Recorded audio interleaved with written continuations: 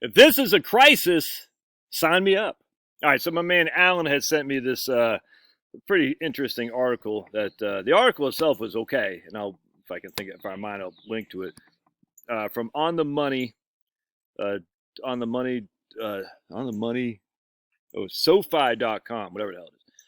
But a link to this data from the Federal Reserve, and this, I guess this is not the survey for consumer finances, but because here's a survey for consumer finances right here, which, yeah, it's got to be the survey. Either way, is data from the Federal Reserve showing distributional financial accounts. Check this out. So we got liabilities by generation. All right, so we got the silent and earlier generation, the baby boomers, the cool generation. That's me, Generation X, because we rule the school. And then we got the millennials. All right, and you want to see something funny? I gotta share this with you. Look at this knucklehead. Can y'all see? Yeah, oh, there he goes. Where are you going? Oh, there he is. Let's see him very well, right there. He's in the. He likes to get in the fire pit and chase ghosts that are down there. I don't know why. He's such a knucklehead, and he's our knucklehead, and we love him. Speaking of which, thank you guys for thinking about Pablo. Apparently, he's got a sprain in his knee or something like that. No fracture or anything, but he's limping. And the doc just said, he's got to rest and relax, but he's got to lose 4 pounds. There he is. I'll show you here. So Pablo's got to lose 4 pounds. Hey, Finnegan. He just get in there. It's like, look at that. Oh my goodness. Oh, pure entertainment. I should charge. You guys should pay me for this entertainment. Get to the point, Josh. All right. So what you're going to see here, this is just by levels. How much money you had in debt. All right. So we're going to see liabilities, and you're going to see going back to 1990. But right here, I want to show you something here. We had at the end of 2008, or the beginning of 2008, we had 14 trillion of total debt by households. 14 trillion. By the end of 2023, we have 19 trillion of total debt households. 14 trillion, 19 trillion. All right. Now, if you take your trusty calculator, which you don't have, that's why you're here, because I have one, and we run the numbers, that gives us a 2% increase of liabilities annualized. 2%. Well, it's because the interest rates are so low. Yeah, maybe, but it gives us a 2% increase in liabilities. And you can see from basically right there, 2008, we didn't get back to 14 trillion in debt until 2016. Right there. 2016, right there. All right, so it took us 8 years to get back to where we were. Now you can see also too, look, the millennials are starting to pick on debt. Well, because they're young and they're growing their families, their households. The silent, whatever it's called, the silent generation is losing debt, because they're dying off and they're paying down the liabilities. The baby boomers have $4.47 trillion of debt, whereas before they had 6.19, 6.35.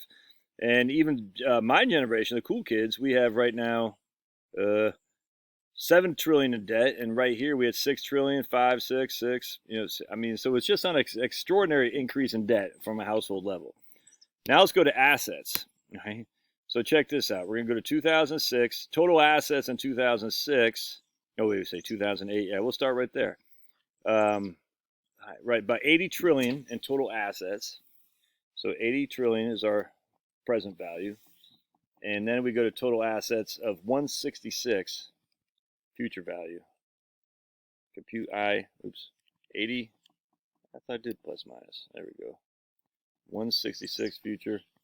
That's a 4.99% increase annually in total assets. Can't really see that very well because the sun is shining on my golden hair. Remember Golden Richards? Who did Golden Richards play for? Do y'all know? You gotta know who Golden Richards played for, right? There we go. Remember old Golden Richards for the Dallas Cowboys? I gave it away. I shouldn't have said that. Anyway, so we've more than doubled. In fact, we've gone up 250% in terms of assets versus liabilities.